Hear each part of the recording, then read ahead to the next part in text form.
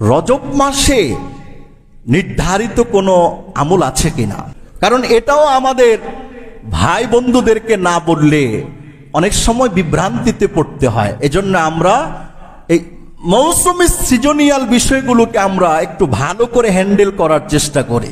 রজব মাসে কোনো নির্ধারিত আমল আছে কিনা আপনি যদি আমাকে প্রশ্ন করেন, আমি এটার উত্তর দিব যে রজব মাসটা বছরের 12টি মাসের সম্মানিত 4টি মাসের একটা। এজন্য এই মাসে আল্লাহ পাকের কাছে যে কোনো নফল আমল বেশি বেশি করার চেষ্টা করা। এটার জন্য নির্দিষ্ট কোনো রোজা নাই, নির্দিষ্ট কোনো নামাজ নাই। আমি কিন্তু পূর্ণ মাসের হিস্টোরি আপনাকে আজকে দিয়ে দিচ্ছি। শাবানের শুরু হওয়ার আগ পর্যন্ত রজব মাসের নির্দিষ্ট নিয়মের কোনো রোজা নাই, নির্দিষ্ট নিয়মের কোনো নামাজ নাই, নির্দিষ্ট নিয়মের কোনো জিকির নাই, নির্দিষ্ট নিয়মের কোনো অনুষ্ঠান নাই। আপনি যা করবেন নফল হিসাবে আপনি বেশি বেশি করে করতে পারেন। কেন? যে রজব মাসকে কেন্দ্র করে বিভিন্নভাবে অনেক জায়গায় ওই যে কুসংস্কার যেটা ছড়ায় মানুষের মাঝে, কুসংস্কার ছড়ায় শয়তানে। কাকে দিয়ে ছড়ায়? মানুষ দিয়ে ছড়ায়। কেন ছড়ায়? মুসলমান যেন সহি শিক্ষা থেকে দূরে সরে যায়। একজন মানুষ যদি সহি শিক্ষা থেকে দূরে সরে যায়, শুদ্ধ শিক্ষাটাকে আমলে নেয় না, অশুদ্ধ শিক্ষা আমলে নেয়। এটার দুই তরিকা। বিশুদ্ধ শিক্ষাকে যদি কেউ কাজে লাগায় সে আল্লাহ পাকের অনুসরণ করে, আর অশুদ্ধ শিক্ষা যদি কেউ কাজে লাগায় সে আল্লাহ পাকের অনুসরণ করে না, সে ইবলিস শয়তানের অনুসরণ করে। ঠিক না বেটি? কথা বলেন। শয়তান তো 24 ঘন্টায় সচেষ্ট থাকে যে আমাকে আপনাকে সহি শিক্ষা থেকে দূরে সরিয়ে ইসলামের নামে ভুলভাল শিক্ষা দিয়ে কোরআন সুন্নাহর আদর্শিত পথ থেকে দূরে সরিয়ে দিয়ে কিভাবে পথভ্রষ্ট করে দেওয়া যায়, কিভাবে গোমরা করে দেওয়া যায়, কিভাবে ঈমান হারা করা যায়। আমি আপনি যদিও বসে থাকি, শয়তান কিন্তু বসে নাই।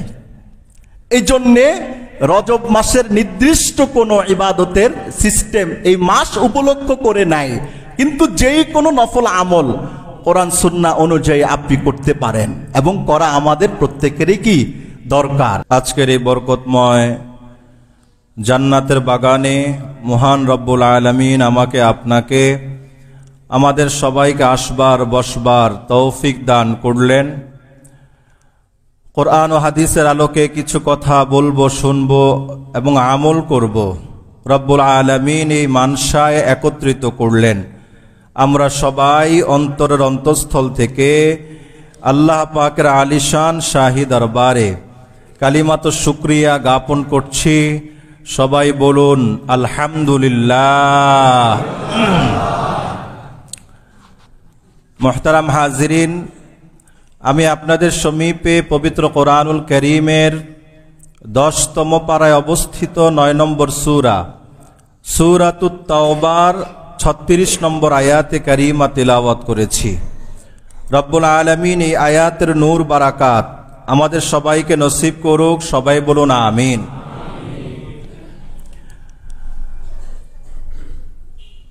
1446 হিজরির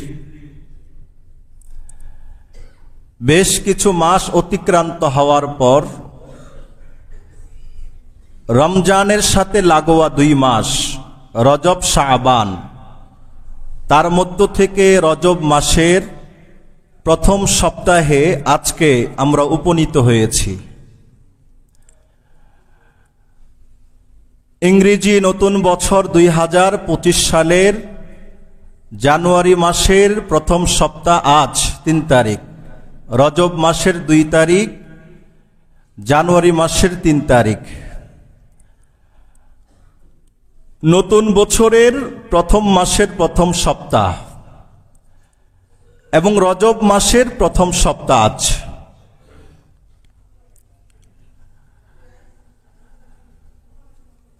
রজব শাবান 2 মাস গত হওয়ার পরেই আল্লাহ পাক তৌফিক দান করলে আমরা রমজান মাসে প্রবেশ করব ইনশাআল্লাহ। বলেন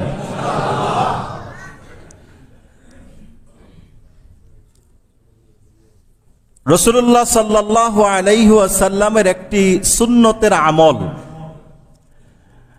এই আমলের সাথে আমাদের সম্পৃক্ততা অনেকের বহুলাংশেই নাই। সেই সুন্নতি আমল হলো নবী করিম সাল্লাল্লাহু আলাইহি ওয়াসাল্লাম আরবি 12টি মাসের প্রত্যেক মাসের যখন চাঁদ উঠত, নবী করিম চাঁদ দেখে ওই পুরনো মাসকে কেন্দ্র করে আল্লাহ পাকের কাছে কল্যাণের দোয়া করতেন। প্রত্যেক চন্দ্র মাস, এই যে রজব আজকে 2 তারিখ, রজবের চাঁদ উঠার পরে আল্লাহ পাকের কাছে রাসূল একটি দোয়া করতেন। এরকম ভাবে আরবি প্রত্যেকটি মাস সূচনার প্রাক্কালে নতুন চাঁদ উদিত হলে নবী করিম পূর্ণ মাসের কল্যাণ বারাকাতের জন্য আল্লাহ পাকের কাছে দোয়া করতেন, আল্লাহ পাকের কাছে প্রার্থনা করতেন। কি দোয়া করতেন? তিরমিজি শরীফের 3451 নম্বর হাদিস, হযরত আব্দুল্লাহ ইবনে ওমর রাদিয়াল্লাহু তাআলা আনহুর বর্ণনা। রাসূলুল্লাহ সাল্লাল্লাহু আলাইহি ওয়াসাল্লাম নতুন চাঁদ উঠলে, নতুন চাঁদ দেখলে বলতেন, আল্লাহুম্মা আহিল্লাহু আলাইনা বিল আমনি ওয়াল ঈমান। আয় আল্লাহ, এই চাঁদকে আমাদের কাছে পৌঁছাও, আমাদের উপর উদিত করো নিরাপত্তা এবং ঈমানের সাথে। নিরাপত্তা এবং ঈমান, প্রশ্ন আসবে প্রত্যেক মাসের শুরুতে এই দোয়া কেন করতেন? এক একটা মাস শুরু হয়, এটা একটা নির্ধারিত সময়ের সূচনা। এক একটা মাস নির্ধারিত সময়ের কি সূচনা। প্রত্যেক কাজের সূচনায় যদি বরকত পাওয়া যায়, আশা করা যায় শেষও এটা বরকতময় হয়। সুবহানাল্লাহ বলেন। এজন্যই তো হাদিসে এসছে যে প্রত্যেকটা কাজ বিসমিল্লাহ দিয়ে শুরু করবা। বিসমিল্লাহ দিয়ে কোনো কাজ শুরু করলে এই কাজের পরিসমাপ্তি আল্লাহ পাক বরকতের সাথে, কল্যাণের সাথে শেষ করার তৌফিক দান করে দেন। সুবহানাল্লাহ বলেন। নতুন চাঁদ উঠল, এটা একটি মাসের প্রাথমিক সূচনা। আল্লাহুম্মা আহিল্লাহু আলাইনা বিল আমনি ওয়াল ঈমান। আয় আল্লাহ, এই চাঁদকে আমাদের কাছে পৌঁছাও, আমাদের উপর উদিত করো নিরাপত্তার সাথে এবং ঈমানের সাথে। এই পূর্ণ মাস আগামী আমরা যেন ঈমানের সাথে থাকতে পারি, এজন্য ঈমানের দোয়া করতেন। পূর্ণ মাস যেন নিরাপত্তার সাথে থাকতে পারি, এজন্য রাসূল করিম নিরাপত্তার দোয়া করতেন। এরপর আল্লাহ রাসূল বলতেন, ওয়াসসালামাতি ওয়াল ইসলাম। আল্লাহ, শান্তির সাথে এবং ইসলামের সাথে এই চাঁদটাকে আমাদের উপর উদিত করো, আমাদের কাছে পৌঁছাও। সালামত মানে শান্তি। আল্লাহ, সামনের পূর্ণ মাসটা যেন শান্তিতে বসবাস করতে পারি। ওয়াল ইসলাম, সামনের পূর্ণ মাস যেন পূর্ণ ইসলামের বিধিবিধান পালন করে বেঁচে থাকতে পারি। সুবহানাল্লাহ বলেন না? কয়টা কথা বললাম? 4টা।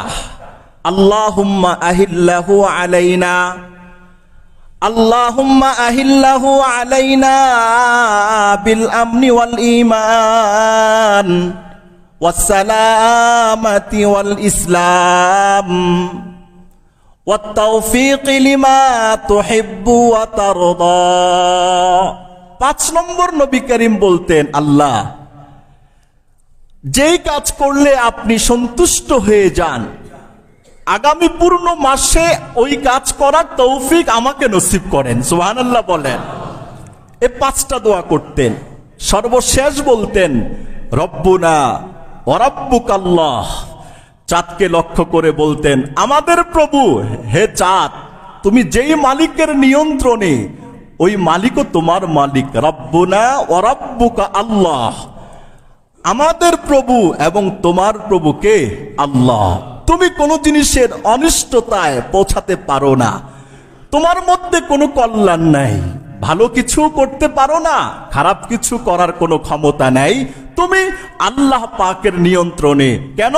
আল্লাহ পাক তোমার প্রভু, আমরাও আল্লাহ পাকের নিয়ন্ত্রণে। কেন? আমরা হলাম আল্লাহ পাকের গোলাম, আমরা হলাম আল্লাহ পাকের বান্দা। এই দোয়াটা আল্লাহ পাকের রসুল সারা জীবন তিনি নতুন চাঁদ উঠলে এই দোয়া করতেন। আমরা এই দোয়াটা মুখস্থ করব ইনশাআল্লাহ। বলেন, আমার সাথে বলেন, আল্লাহুম্মা আল্লাহুম্মা আহিল্লাহু আলাইনা বিল আমনি ওয়াল ঈমান। আল্লাহুম্মা আহিল্লাহু আলাইনা বিল আমনি ওয়াল ঈমান ওয়াস সালামাতি ওয়াল ইসলাম ওয়াত তাওফীক লিমা তুহিব্বু ওয়া তারদাহ। বলেন, ওয়াত তাওফীক লিমা তুহিব্বু ওয়া তারদাহ রব্বুনা ওয়া রব্বুকা আল্লাহ।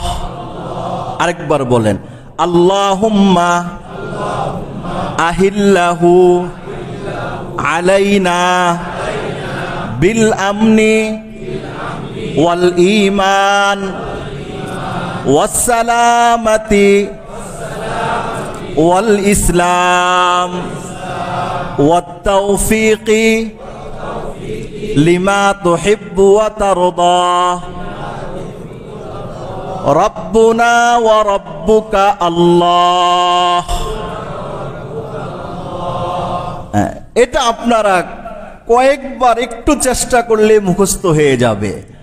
এটা একটা গুরুত্বপূর্ণ সুন্নাহ। দেখেন, আমি যে এই দোয়াটার অর্থ করলাম, কত তাৎপর্য এই দোয়ার মধ্যে লুকায়িত আছে। পূর্ণ এক মাসের সমস্ত ভালাই আল্লাহর কাছ থেকে এই দোয়ার মাধ্যমে বান্দা চেয়ে নিচ্ছে। আর এই দোয়া পড়ার পরে এই মাসে যদি বান্দার ইন্তেকাল হয়ে যায়, আশা করা যায় আল্লাহ পাক তার গুনাহ মাফ করে দিবে। কারণ সে তো এই মাস শুরু করেছে পূর্ণ ইয়াকিন, ভরসা, আল্লাহ পাকের উপর কনফিডেন্সের সাথে, আল্লাহ পাকের নাম নিয়ে, আল্লাহ পাকের রহমত, বরাকাত, কল্যাণের প্রত্যাশায় সে এই মাসটি শুরু করেছে। ঠিক না বেঠিক কথা বলে? আমরা এখন থেকে নিয়ত করি, সামনে শাবান আসবে, শাবানের চাঁদ দেখে এই দোয়া পড়বো ইনশাআল্লাহ। বলেন, রমজান আসবে, রমজানের চাঁদ দেখে এই দোয়াটি পড়বো ইনশাআল্লাহ। এরপরে ঈদুল ফিতরের চাঁদ উঠবে, ওই চাঁদ দেখে এই দোয়া পড়বে ইনশাআল্লাহ। যতদিন বেঁচে থাকবো এই সুন্নতের উপর আমল করা যেন ভুলে না যায়। আল্লাহ পাক আমাদের সবাইকে এই দোয়াটি মুখস্থ করার, এই দোয়ার উপর আমল করার তৌফিক দান করুক। সবাই বলুন আমিন। এক কথা শেষ। 2 নম্বর কথা, কোরআনুল কারীমের সূরাতুত তাওবার 36 নম্বর আয়াত যেটা তিলাওয়াত করেছি, আল্লাহ তাআলা এই আয়াতে বলছেন, ইন্না ইদ্দাতাশ শুহুরি ইনদাল্লাহি 12 শাহরান ফি কিতাবিল্লাহ। ইন্না ইদ্দাতাশ শুহুরি ইনদাল্লাহি 12 শাহরান ফি কিতাবিল্লাহ ইয়াওমা খালাকাস সামাওয়াতি ওয়াল আরদ মিনহা আরবাআতুন হুরুম। নিশ্চয় মাসসমূহের গণনা আল্লাহ পাকের কাছে কয়টা? 12টা। আরবি মাস কয়টা? 12টা। ইংরেজি মাস তো মুখস্থ, ঠোঁটস্থ, কণ্ঠস্থ, তাই না? মুখস্থ, ঠোঁটস্থ, কণ্ঠস্থ, মানে মরার আগে এটা আর ভোলা যাবে না।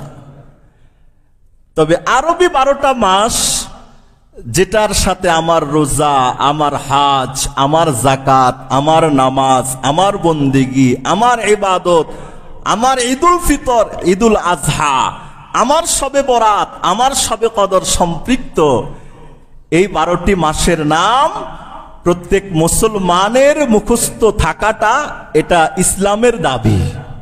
কিসের দাবি? ইসলামের দাবি, ইমানের দাবি। মুখস্থ থাকা ফরজ বলি নাই, কারণ আমরা আপনাদেরকে তো মাঝে মাঝে বলে দেই কোনটা কোন মাস চলছে, কারো মুখস্থ নাই। নিয়মতান্ত্রিক ভাবে কিন্তু রোজা সিয়াম সব পালন করছে, তাই না? আমি কি বললাম? ইসলামের দাবি। একজন মুসলমান হিসেবে তো বাংলাও তো পারি না অনেকে, আবার তাই না, বাংলাও তো পারি না। বাংলাদেশি হিসেবে বাংলা মাসগুলো মুখস্থ রাখা চাই। আর যেহেতু বিশ্বব্যাপী ইংরেজির একটা গণনা চলছে, এই জন্য ইংরেজি মাস মুখস্থ রাখতেই হয়। আর ইসলামের সাথে যেহেতু আরবি মাসের সম্পৃক্ততা ইবাদত বন্দেগীর সাথে, এজন্যে মুসলমানের দাবি হিসেবে আরবি মাসগুলোর নামও মুখস্থ করে ফেলা চাই। অনেকের মুখস্থ আছে, বাকি যাদের কয়েকটা আছে, কয়েকটা বাকি আছে, আমরা পূর্ণ মাসগুলো মুখস্থ করে ফেলবো ইনশাআল্লাহ। বলেন, এই 12টি মাসের কথা আল্লাহ পাক কোরআনে বলেছেন, ইন্না ইদ্দাতাশ শুহুর ইনদাল্লাহ 12 শাহরান ফি কিতাবিল্লাহ ইয়াওমা খালাকাস সামাওয়াতি ওয়াল আরদা। আসমান জমিন সৃষ্টির পূর্ব থেকেই, সময় থেকে আল্লাহ পাক বিশ্বকে চালিকা শক্তি হিসেবে সচল রাখার জন্য 12টি মাসের সৃষ্টি করেছেন। আজকে থেকে নয়, কালকে থেকে নয়। কবে থেকে? পৃথিবী সৃষ্টির মানে হাজার হাজার বছর আগে। বাংলা সন পৃথিবী সৃষ্টির সূচনা থেকে আসে নাই। ইংরেজি সন পৃথিবী সৃষ্টির শুরু থেকে আসে নাই। আরবি মাসের নাম, সন, তারিখগুলো পৃথিবী সৃষ্টির, আসমান জমিন সৃষ্টির সূচনা থেকেই আল্লাহ পাক এটাকে কি করেছেন? বরাদ্দ করে রেখেছেন। কয়টা মাস? 12 মাস। মিনহা আরবাআতুন হুরুম, 12 মাসের মধ্যে 4টা মাস স্পেশাল, আল্লাহ পাকের দরবারে সম্মানিত, মহিমান্বিত, মর্যাদাপূর্ণ। বছরের 12টি মাসেই আল্লাহ পাকের পছন্দিদা। আল্লাহ পাক যদি পছন্দ না করতেন মুহররম দিতেন না, পছন্দ না করলে সফর দিতেন না, পছন্দ না করলে রবিউল আউয়াল, রবিউল সানি, জুমাদাল উলা, জুমাদাল উখরা, রজব, শাবান, রমজান, শাওয়াল, জিলকাদ, জিলহাজ দিতেন না। কোনো না কোনোটা বাদ দিয়ে দিতেন। বছরের 12টি মাস আল্লাহ পাকের কাছে গুরুত্ববহ। এই গুরুত্বের মাঝে সবিশেষ গুরুত্বের কথা 4টি মাস সম্পর্কে বলা হয়েছে। 4 মাসের মধ্যে একটি মাসের নাম রজব। একটি মাসের নাম কি? রজব। আর বাকি 3টি মাস এটা লাগোয়া, জিলকাদ, জিলহাজ, মুহররম। 12 মাসের মধ্যে কয় মাস স্পেশাল সম্মানিত? 4 মাস। 1 নম্বর রজব, 2 নম্বর জিলকাদ, 3 নম্বর জিলহাজ, 4 নম্বর মুহররম। 3টা মাস একসাথে লেগে আছে। বছরের শুরুর মাস, বছর শেষ হওয়ার আগের 2 মাস, জিলকাদ, জিলহাজ, মুহররম, এই 3 মাস। আর বিচ্ছিন্নভাবে একটা আছে, সেটা কি? রজব মাস। কোনটা? রজব। এই 4 মাস আল্লাহ পাকের কাছে সম্মানিত। এই যে 4টা মাস আল্লাহ পাকের কাছে স্পেশাল ভাবে উনি এটাকে সম্মানিত করেছেন। আরব জামানায় জাহেলি যুগের মানুষরাও, বেদিন, মুশরিক, বেঈমান, কাফেররাও এই 4 মাসকে অত্যন্ত সম্মান করত, মর্যাদা দিত। এই মাসগুলোতে তারা ঝগড়া জাটি, মারামারি, কাটাকাটি এগুলোর মধ্যে লিপ্ত হতো না। কারণ আমরা তো এটা জানি, মুহাম্মদুর রাসূলুল্লাহ পৃথিবীতে আসার পূর্ব সময় গোটা পৃথিবীটা অন্ধকারাচ্ছন্ন পরিবেশে নিমজ্জিত ছিল। মারামারি, কাটাকাটি, হানাহানি, খুন খারাপি, রাহাজানি, লুটপাট, লুটতরাজ, জিনা, দর্শন, বেবিচার, হাইজেক, এমন কোন অপরাধ ছিল না জাহেলি জামানায় যেটার অস্তিত্ব ছিল না। নবী করিম বলেছেন, এমন একটা সময় আসবে আইয়ামে জাহেলির জামানার থেকে পৃথিবীর পরিবেশ আরো ভয়ঙ্কর হয়ে যাবে। এই কালটা আমাদের গোটা পৃথিবীতে চলছে। জাহেলি জামানার এমন কোন অপরাধ নাই যে অপরাধ বর্তমান বিশ্ব সমাজে চলে না। ঠিক না বেটি কথা বলে? এমন কোন অপরাধ নাই। আবু জাহেল, উতবা, সাইবা বরঞ্চ কয়েক ধাপ এগিয়ে আছে। পৃথিবীর সমাজ অন্যায়, পাপাচার, অনাচারে, দুরাচারে বহু ধাপ এগিয়ে আছে। আবু জাহেল আরবের একজন শীর্ষস্থানীয় নেতা ছিল, বহুত বড় পণ্ডিত ছিল। নাম তার ছিল আবুল হেকাম, প্রজ্ঞার বাবা, পণ্ডিতের বাবা, দার্শনিকের বাবা, জ্ঞানের রাজা। কার নাম ছিল? আবু জাহেলের নাম ছিল। নবী করিমের হাজারো দাওয়াত, হাজারো তাবলীগের পরে যখন আবু জাহেল নিজেরটাকে 16 আনা মানে, ইসলামকে থোড়াই কেয়ার করে না, তার উপাধি হয়ে গেছে আবু জাহেল। তুমি গোটা পৃথিবীর সর্বশ্রেষ্ঠ দার্শনিক হও, বিজ্ঞানী হও, আল্লাহকে চিনলা না, দুনিয়ার মানুষদের কাছে তুমি সর্বশ্রেষ্ঠ পণ্ডিত, রব্বুল আলামিনের দরবারে তুমি সর্বশ্রেষ্ঠ জাহেল, মূর্খ, অজ্ঞ, নাদান। ঠিক না বেটি কথা বলে? ও আল্লাহকে চিনে নাই? সব চিনেছে না। ও বেকুব, বোকা, ও মূর্খ, আহাম্মক ছাড়া আর কিছু হতে পারে না। বুদ্ধির রাজা, বুদ্ধির বাবা আবু জাহেল, আবুল হেকামের নাম হয়ে গেল আবু জাহেল, অজ্ঞতার বাবা। নাম হয়ে কি হয়েছে? অজ্ঞতার বাবা, মূর্খের বাবা, মূর্খের রাজা, বোকার রাজা, নাম হয়ে গেছে আবু জাহেল। অপকর্ম করতে শেষ করে নাই। এই আবু জাহেল ওয়ালারা মিথ্যা কথা বলতে নিজের আত্মমর্যাদায় আঘাত লাগবে জন্য মিথ্যা কথা বলতো না, যদিও সে বড় নেতা। আর এখন মাইক পাইলে মিথ্যা কথার ফুলজুরি। 1000 কথার মধ্যে গইনা 10টা কথাও সত্য কথা পাওয়া যাবে না। ঠিক না বেটি কথা বলেন? তারাও মিথ্যা কথা বলতে আত্মমর্যাদায় লাগতো। আর আমরা কি করি? আকাশের সূর্য উঠছে, সমস্ত মানুষ রৌদ্রের উত্তাপে, এখন তো শীত মানে রৌদ্রের কথা, রৌদ্রের উত্তাপে প্রচন্ড উষ্ণ হয়ে হাহাকার করছে। আর এমন সময় একজন মানুষ এসে বলে আকাশের সূর্য নাই। আকাশের কি নাই? সূর্য নাই। এটা যেই রকম ডাহা মিথ্যা কথা, এই বর্তমান সমাজেও কথা বলতে গিয়ে মিথ্যা কথার রাজা পাওয়া যায়, সত্য কথার রাজা খুঁজে পাওয়া যায় না। ঠিক না ঠিক কথা বলে? এটা তো গায়েরও তো লাগে না। তাহলে আবু জাহেল থেকে বহু ধাপ আমরা কোথায় আছি? এগিয়ে আছি, তাই না? আল্লাহু আকবার। জাহিলি জামানার মানুষরা এই 4টা মাসকেও অত্যন্ত সম্মান করত, মর্যাদা দিত।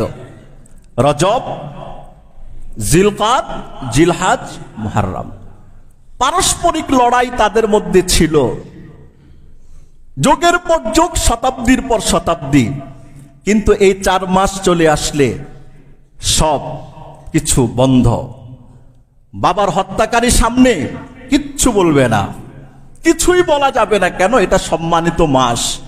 এই মাসে কাটাকাটি, হানাহানি, মারামারি, সর্ব ধরনের অন্যায় নিষেধ। আবার এই মাসগুলো যখন অতিক্রান্ত হয়ে যেত, পূর্বের পাপাচারে আবার তারা ফিরে যেত। তাহলে এই 4 মাসের গুরুত্ব আছে না নেই? গুরুত্ব দিয়েছে কে? আল কোরআন। মিনহা আরবাআতুন হুরুম, 4টা মাস। আল্লাহু আকবার। বুখারী শরীফের 4662 নম্বর হাদিসে এসছে, বিশিষ্ট সাহাবী হযরত আবু বকরা রাদিয়াল্লাহু তাআলা আনহুর বর্ণনা, রাসূলুল্লাহ সাল্লাল্লাহু আলাইহি ওয়াসাল্লাম বলেছেন, ইন্নাজ জামান কাদ ইস্তাদারাকা হাইআতিহি, নিশ্চয় কাল, সময় ঘুরে ঘুরে তার আপন অবস্থায় ফিরে এসেছে। ইয়াউমা খালাকাস সামাওয়াতি ওয়াল আরদা, যেই দিন আল্লাহ পাক আসমান জমিন সৃষ্টি করে বছরের মাসগুলোর যেই রকম তেরতিব ধারাবাহিকতা আল্লাহ তাআলা নির্ণয় করে দিয়েছেন, আল্লাহ রসুল বলেছেন এই ধারাবাহিকতাটা আরব দেশের মানুষরা এটাকে উলটপালট করে দিত। যেমন আমি যদি বলি মার্চের আগে যদি আগস্ট বলি, আপনি মানবেন এটা? ডিসেম্বরের আগে যদি ডিসেম্বরের আগে নভেম্বরের আগে ডিসেম্বর বললে মানবেন? মানবেন না। ফেব্রুয়ারির আগে আপনি সেপ্টেম্বর বললে মানবেন? মানবেন না। কেন? 12টি মাসের একটা ধারাবাহিক নিয়ম আছে, এই নিয়ম অনুযায়ী চলছে। আরবের ওই পণ্ডিত মানুষগুলো কি করত, তাদের মধ্যে যখন হিংসা প্রতিহিংসাটা অনেক বেড়ে যেত, ধরেন আজকে এই মাসটা রজব, আরবের মানুষরা চিন্তা করত যে হিংসা প্রতিহিংসা অনেক বেড়ে গেছে, মারামারির খুব দরকার। এরা এদের মতো করে মাস পরিবর্তন করে দিত। এরা বলতো এই রজব মাসকে আমরা পরের মাস গণ্য করব, আর পরের শাবানকে এই মাস গণ্য করব। কেন? নিজেদের স্বার্থের কারণে মাসগুলোকে তারা উলট পালট করে দিত। ইসলাম এসে জাহেলি সে কুপ্রথা বন্ধ করে দিলেন। রজব রজবের জায়গায় থাকবে, আগেও নেওয়া যাবে না, পরেও নেওয়া যাবে না। রমজান রমজানের জায়গায় থাকবে, আগেও নেওয়া যাবে না, পরেও নেওয়া যাবে না। নবী করিম সাল্লাল্লাহু আলাইহি ওয়াসাল্লাম বললেন, ইন্নাজ জামান কাদ ইস্তাদারা কাহাইয়াতিহি ইয়াওমা খালাকাস সামাওয়াতি ওয়াল আরদ। যেদিন থেকে আল্লাহ আসমান জমিন সৃষ্টি করে মাসসমূহের ধারাবাহিক নিয়ম প্রচলন করে দিয়েছেন, জাহেলি জামানার মানুষদের রদবদল করার পরে ঘুরে ঘুরে আবার সেই মাসগুলো আগের অবস্থায় ফিরে আসছে। আল্লাহ রসুল বলেছেন, আসসানাতু ইসনা আশারা শাহরা, বছর হয় 12টি মাসে। মিনহা আরবাআতুন হুরুম, 12টি মাসের 4 মাস সম্মানিত। সালাসুন মুতাওয়ালিয়াত, 3টা মাস একসাথে লাগোয়া। একটু আগে বলে ফেলেছি, একসাথে লাগোয়া, জিলকাদ জিলহাজ মুহাররম। ওয়া রাজাবু মুদার আল্লাযী বাইনা জুমাদা ওয়া শাবান। রাসূল করিম 4 নম্বরটা বলছেন মুজরওয়ালাদের রজব মাস। আরবের একটা গোত্র ছিল, প্রসিদ্ধ গোত্র, ওটার নাম ছিল মুজর। অন্যান্য গোত্ররা তাদের স্বার্থের কারণে মাসগুলোকে এদিক সেদিক করে দিত, কিন্তু মুজর গোত্রের মানুষরা রজবকে এদিক সেদিক করতো না, আপন জায়গায় বহাল রাখতো। এই জন্য রাসূল করিম বলেছেন যে মুজর গোত্রের মানুষরা রজবকে যেমন আগে পরে পরিবর্তন করতো না, সেই রজব মানে আল্লাহ পাক যে নিয়মানুবর্তিতার সাথে ধারাবাহিক সিস্টেম চালু করলেন, ওই সিস্টেমটা আরবের মুজর গোত্রের মানুষরা ধরে রেখেছিল। এই জন্য আল্লাহ রসুল বলেছেন, ওয়া রাজাবু মুদার আল্লাযী বাইনা জুমাদা ওয়া শাবান। 4র্থ মাস ওটা যেটা জুমাদা এবং শাবানের মাঝে আছে, এটার নাম কি? রজব। এই যে রজব মাস, এই 4 মাস যে এত সম্মানিত, আচ্ছা এটা এই 4 মাসের কোনো বিশেষায়িত আছে কিনা? 4 মাসের মধ্যে একটা মাস রজবের কথা বলছি।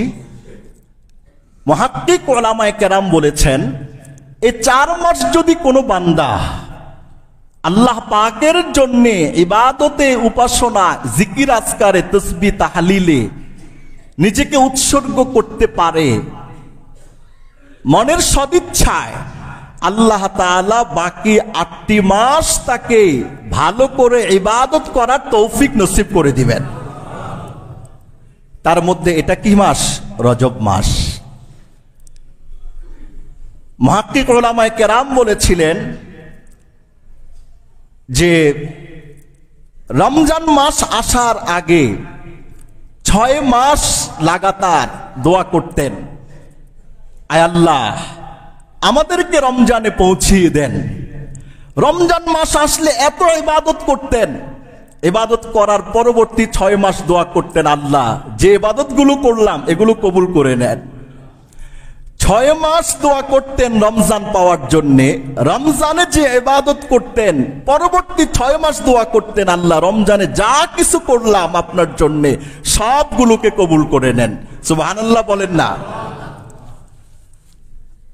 এই জন্যে এই মাসটিকে আমরা নফল বন্দিগিতে কাটাবো, ইবাদত বন্দিগিতে কাটাবো, জিকির আজকার একটু বাড়াবো। অন্য সময় গেল মাসের তুলনায় জমাদুল উখরা তো গেল মাস গেল, ওই মাসের তুলনায় এই মাসটাকে কোরআনের নির্দেশনার সম্মানকে বজায় রেখে আমরা এই মাসে গেল মাসের তুলনায় বেশি ইবাদত করব, নফল নামাজ বেশি বাড়াবো, নফল রোজা বেশি বাড়াবো, জিকির আজকার বেশি করে করব, কোরআন তেলাওয়াত বেশি করে করব, দান সদকা বেশি করে দিব, মানুষের উপকার একটু বেশি করে করার চেষ্টা করব। কোন মাসে? এই মাসে। কেন করবেন আপনি? যে এই মাসটা আল্লাহ পাকের কাছে স্পেশাল সম্মানের দাবি রাখে।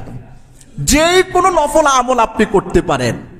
এখন প্রশ্ন যে রজব মাসে নির্ধারিত কোনো আমল আছে কিনা, কারণ এটাও আমাদের ভাই বন্ধুদেরকে না বললে অনেক সময় বিভ্রান্তিতে পড়তে হয়। এজন্য আমরা এই মৌসুমি সিজনিয়াল বিষয়গুলোকে আমরা একটু ভালো করে হ্যান্ডেল করার চেষ্টা করি। রজব মাসে কোনো নির্ধারিত আমল আছে কিনা আপনি যদি আমাকে প্রশ্ন করেন, আমি এটার উত্তর দিব যে রজব মাসটা বছরের 12টি মাসের সম্মানিত 4টি মাসের একটা। এজন্য এই মাসে আল্লাহ পাকের কাছে যে কোনো নফল আমল বেশি বেশি করার চেষ্টা করা। এটার জন্য নির্দিষ্ট কোনো রোজা নাই, নির্দিষ্ট কোনো নামাজ নাই। আমি কিন্তু পূর্ণ মাসের হিস্টোরি আপনাকে আজকে দিয়ে দিচ্ছি। শাবানের শুরু হওয়ার আগ পর্যন্ত রজব মাসের নির্দিষ্ট নিয়মের কোনো রোজা নাই, নির্দিষ্ট নিয়মের কোনো নামাজ নাই, নির্দিষ্ট নিয়মের কোনো জিকির নাই, নির্দিষ্ট নিয়মের কোনো অনুষ্ঠান নাই। আপনি যা করবেন নফল হিসাবে আপনি বেশি বেশি করে করতে পারেন। কেন? যে রজব মাসকে কেন্দ্র করে বিভিন্নভাবে অনেক জায়গায় ওই যে কুসংস্কার যেটা ছড়ায় মানুষের মাঝে, কুসংস্কার ছড়ায় শয়তানে। কাকে দিয়ে ছড়ায়? মানুষ দিয়ে ছড়ায়। কেন ছড়ায়? মুসলমান যেন সহি শিক্ষা থেকে দূরে সরে যায়। একজন মানুষ যদি সহি শিক্ষা থেকে দূরে সরে যায়, শুদ্ধ শিক্ষাটাকে আমলে নেয় না, অশুদ্ধ শিক্ষা আমলে নেয়। এটার দুই তরিকা। বিশুদ্ধ শিক্ষাকে যদি কেউ কাজে লাগায় সে আল্লাহ পাকের অনুসরণ করে, আর অশুদ্ধ শিক্ষা যদি কেউ কাজে লাগায় সে আল্লাহ পাকের অনুসরণ করে না, সে ইবলিশ শয়তানের অনুসরণ করে। ঠিক না বেটি? কথা বলেন। শয়তান তো 24 ঘন্টায় সচেষ্ট থাকে যে আমাকে আপনাকে সহি শিক্ষা থেকে দূরে সরিয়ে ইসলামের নামে ভুলভাল শিক্ষা দিয়ে কোরআন সুন্নাহর আদর্শিত পথ থেকে দূরে সরিয়ে দিয়ে কিভাবে পথভ্রষ্ট করে দেওয়া যায়, কিভাবে গোমরা করে দেওয়া যায়, কিভাবে ঈমান হারা করা যায়। আমি আপনি যদিও বসে থাকি, শয়তান কিন্তু বসে নাই। এই জন্যে রজব মাসের নির্দিষ্ট কোনো ইবাদতের সিস্টেম এই মাস উপলক্ষ করে নাই, কিন্তু যেই কোনো নফল আমল কোরআন সুন্নাহ অনুযায়ী আপনি করতে পারেন, এবং করা আমাদের প্রত্যেকেরই কি দরকার। আমরা চেষ্টা করব তো ইনশাআল্লাহ। আল্লাহ তাআলা আমাদেরকে এই কথাগুলো বুঝার, আমল করার তৌফিক দান করুন। তৃতীয় কথা মুখতাসার, এই কথাটা হলো রজব মাস আসলে এটাকে মানুষ বলে কি যে রজব মাস কোরআন সবে মেরাজের মাস। হ্যাঁ, রজব মাস সবে মেরাজের মাস। ইতিহাসের কোন কিতাবে রজব মাস সবে মেরাজের মাস মানে কি? মানে এই মাসের আবার ওই তারিখ দিয়েছে 27 নাকি আল্লাহ পাকের রসুল মেরাজ হয়েছে, এটা তো কোনো সন্দেহ নাই। কিন্তু বিভ্রান্তিটা এই জায়গায়, কোন এক ইতিহাসের কিতাবে এটা এসছে রজব মাসের 27 তারিখ দিবাগত রজনীতে আল্লাহ পাকের রসুলের মেরাজ হয়েছিল। কিন্তু বিশুদ্ধ বর্ণনায় এক ইতিহাস এটা বলে, আরো 10টা ইতিহাস এটা বলে না। এটা মানবেন না আরো 9টা মানবেন? কথা বলেন না। এক ইতিহাস এটা বলে, আরো 10টা ইসলামী ইতিহাস গ্রহণযোগ্য মতামতের ভিত্তিতে বলে না, সুনির্দিষ্টভাবে রজব মাসের 27 যে মেরাজ হয়েছে, এই মাস দিন তারিখের এই গ্রান্টেড ইতিহাসের পাতায় সুনির্ধারিতভাবে শক্ত দলিল দিয়ে প্রমাণিত নাই, কিন্তু মেরাজ হয়েছে এটার মধ্যে কোনো সন্দেহ নাই। নবী করিম সাল্লাল্লাহু আলাইহি সাল্লাম মক্কা থেকে মদিনায় হিজরত করে যাওয়ার 1 থেকে 1.5 বছর আগে কি হয়েছে? আল্লাহ পাকের রসুলের মেরাজ হয়েছে। এই কারণে আচ্ছা, যদি ধরেও নেই, যেটা আমাদের মধ্যে প্রসিদ্ধ হয়ে গেছে, যদি ধরেও নেই যে রজব মাসে 27 মেরাজ হয়েছে, তারপরেও এগুলোকে কেন্দ্র করে কোনো পর্যায়ের নির্দিষ্ট কোনো আমল, তসবিহ, তাহলিল কিচ্ছু নাই। এক কথা বুঝতেছেন? এই মাসকে উপলক্ষ করে বিভিন্ন জায়গায় বিভিন্ন পীর ফকিরদের দরবারে দেখবেন বিশাল বিশাল ডেক লাল কাপড় দিয়ে মোড়ায় রাখছে। এই মাসে তারা একটা ওরসের নামে খাজা মঈনুদ্দিন চিশতি আজ থেকে প্রায় 789 বছর আগে 1236 সনে খ্রিস্টাব্দে ওনার ইন্তেকাল হয়েছে ভারতের রাজস্থান, আজ যেটা আজমির শরীফ নামে খ্যাত। 789 বছর আগের এই খাজা মঈনুদ্দিন চিশতিকে উনি ছিলেন কোরআন হাদিস অনুযায়ী ইমান আমলের উপর মজবুত থাকা, শিরিক বেদাত কুফরের বিরুদ্ধে জিহাদ করনেওয়ালা একজন মহান সাধক ওলি গাউস কুতুব আবদাল ছিলেন। কে? খাজা মঈনুদ্দিন চিশতি। আর আজকে ওনার কবরে মাজারে গিয়ে দেখেন হাজার হাজার মানুষ সেজদা দেয়, রুকু দেয়, এটা দেয়, সেটা দেয়। এই যে যেহেতু ভারতের কাছাকাছি না আমরা, সেই কুসংস্কার, কুপ্রথা, শিরকি নিয়মগুলো আমাদের দেশে বিভিন্ন জায়গায় ঢুকেছে। বিশাল বিশাল ডেক দেয়, লাল কাপড় দেয়, যে রজব মাসে খাজা মঈনুদ্দিন চিশতির নামে ওরস করতে হয়, বাবার নামে টাকা দাও, টাকা মসজিদে দিতে হয়, মাদ্রাসায় দিতে হয়, মানব সেবায় দিতে হয়। কোন পীর ফকির মরে গেছে, এদের নামে টাকা দেওয়া, মান্নত করা, গরু দেওয়া, ছাগল দেওয়া, এদের কাছে দরনা দেওয়া, এদের কাছে প্রার্থনা, আরাধনা, এদের কাছে চাওয়া, সন্তান চাওয়া, পরিবার চাওয়া, সুখ দুঃখের কথা বলা, এটা যারাই করবে সবাই মুশরিক হয়ে যাবে। সবাই কি হবে? মুশরিক। স্পষ্টভাবে এগুলো শিরিক। এই শিরিকের সাথে আমরা যুক্ত হব না। শয়তান সবচেয়ে বেশি খুশি হয় যখন একজন মুসলমানকে ইসলাম থেকে বের করে মুশরিক বানায়া দেয়। একজন মুসলমান নামাজ পড়ে না, এটা কিন্তু অন্যায়। রোজা রাখে না, এটা কিন্তু অন্যায় ভাই। হজ করে না, এটা অন্যায়। যাকাত দেয় না, অন্যায়। কিন্তু এই মানুষটার দিল আল্লাহ যে কোনো সময় ঘুরায় দিতে পারে, যে কোনো সময় সে ফিরে আসতে পারে। আচ্ছা, এটার দৃষ্টান্ত নজির আছে না নাই? বহু আছে, শুধু নাই না। এখানে বহু মানুষ আছে, আগে দিনের উপর চলতো না, চেষ্টা করতো না, এখন 5 ওয়াক্ত নামাজি, দাড়ি আছে, টুপি লাগায়, হক হালালের উপর চলার জন্য বদ্ধপরিকর, অটল সিদ্ধান্ত উপনীত হয়ে গেছে। শয়তান এই সমস্ত বিষয়গুলোতে এত খুশি না। শয়তান খুশি একটা মানুষকে যখন আল্লাহ পাকের সাথে শিরিক করায় দিতে পারবে, শয়তান পৃথিবীতে সবচেয়ে বেশি খুশি হয়ে যায়।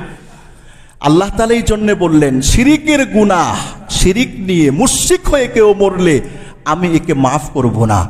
এছাড়া একজন মুসলমান কালিমাওয়ালা হাজারো গুনার পাহাড় নিয়ে মরতে পারে, একদিন না একদিন এই কালিমার বদৌলতে আমি আল্লাহ তাআলা মাফ করে সর্বনিম্ন জান্নাত, 10 দুনিয়ার চাইতে বড় জান্নাত তাকে উপহার দিয়ে দেব।